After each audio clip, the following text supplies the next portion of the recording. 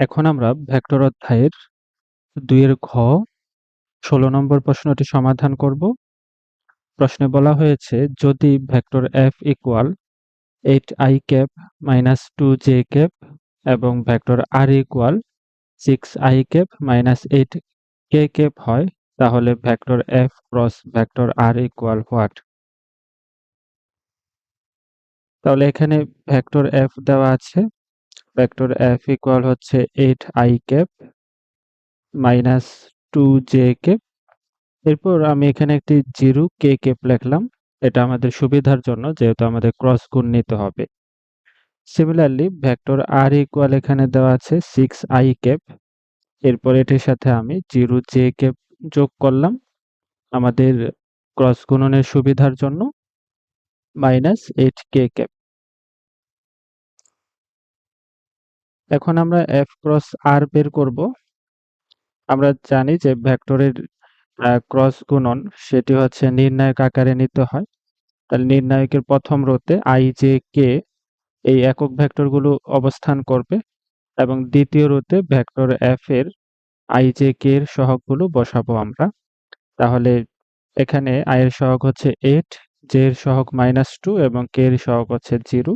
আমরা এগুলো i, j, k বরাবর বসিয়ে দেব। এরপর তৃতীয় রোতে ভেক্টর r এর i, j, k এর সহগগুলো আমরা বসিয়ে দেব। i এর সহগ হচ্ছে 6, j এর সহগ 0 এবং k এর সহগ হচ্ছে -8। তাহলে এগুলো আমরা i, j, k বরাবর বসিয়ে দিলাম। এবার আমরা নির্ণয় করব প্রথম রো এর সাপেক্ষে।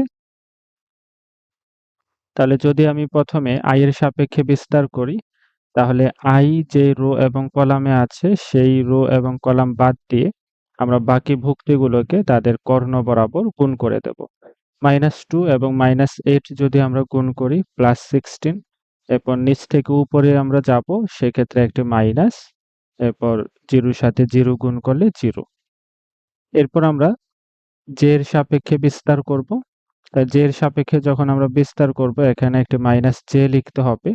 এরপর যে রো কলামে আছে সেগুলোকে আমরা বাদ দিয়ে দিলাম। এরপর বাকি ভুক্তিগুলোকে আমরা তাদের কর্ণ বরাবর গুণ করে দেব।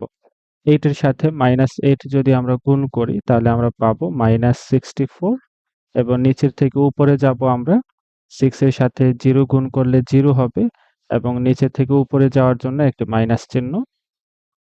এরপর একইভাবে আমরা k এর সাপেক্ষে বিস্তার করব। k এর সাপেক্ষে বিস্তার করার জন্য প্রথমে আমরা এখানে +k লিখলাম। এরপর k যে রো কলামে আছে সেগুলোকে বাদ দিয়ে আমরা বাকি ভুক্তিগুলোকে গুণ করে দেব। তাহলে 8 এর সাথে আমরা যদি 0 গুণ করি, আমরা পাবো 0। এরপর নিচের থেকে উপরে যাওয়ার জন্য একটি মাইনাস চিহ্ন। 6 এবং -2 যদি আমরা গুণ করি, তাহলে আমরা পাবো -12 এবং এইখানে একটি মাইনাস চিহ্ন আছে, সেটি প্লাস হয়ে যাবে। তাহলে এখানে +12 থাকছে। 16 থেকে 0 চলে যাবে, সেক্ষেত্রে 16 i ক্যাপ। এরপর এখানে আছে -64 এবং সামনে -j, তাহলে এখানে আমরা +64 j ক্যাপ পাচ্ছি। এরপর এখানে হচ্ছে 12 এবং সামনে একটি k ক্যাপ, তাহলে 12 k ক্যাপ। তো এই হচ্ছে আমাদের vector f cross vector r, 16 i cap +64 j cap +12 k cap.